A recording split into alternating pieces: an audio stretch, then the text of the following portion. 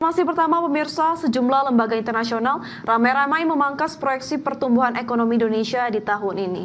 Proyeksi pertumbuhan ekonomi yang lebih rendah dari sebelumnya dipengaruhi oleh perang dagang global dan melemahnya belanja konsumen.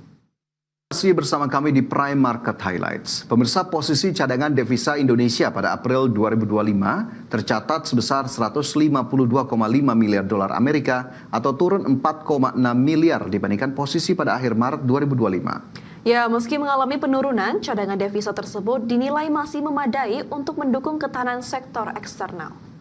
Statistik melaporkan jumlah petani terus menyusut dalam 10 tahun terakhir.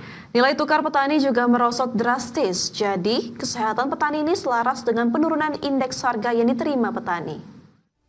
Rumah atau hunian pemirsa, di mana upaya penyediaan hunian vertikal di perkotaan didukung penuh oleh Real Estate Indonesia atau REI. Berikutnya, pemirsa, Indonesia secara khusus melakukan misi perekonomian ke Jepang. Ya, dalam kunjungan kerja ini, Indonesia mengutus Menteri Koordinator Bidang Perekonomian untuk menjalin dan menawarkan kerjasama perdagangan dan investasi ke pemerintahan Jepang dan berbagai asosiasi bisnis di Jepang.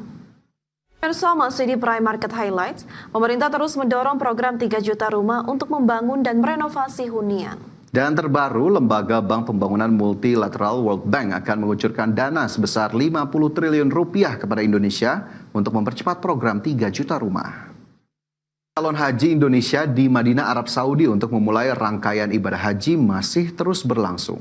Banyaknya hotel jemaah Indonesia yang berada di Ring 1 Masjid Nabawi menjadikan masjid ini pusat kegiatan ibadah harian jemaah, terutama sholat fardu dan amalan sunnah.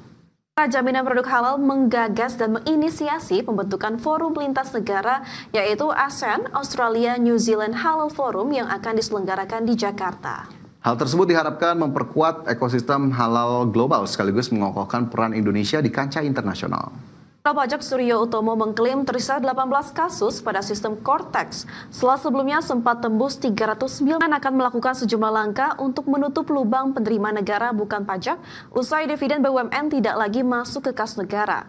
Setidaknya ada 5 strategi utama untuk menambal hilangnya setoran dividen BUMN, salah satunya menaikkan tarif royalti untuk sektor minerba dan PNBP produksi batubara pada IUPK. Amerika Serikat menyatakan terus memantau perkembangan kebijakan tarif impor pemerintah Amerika Serikat.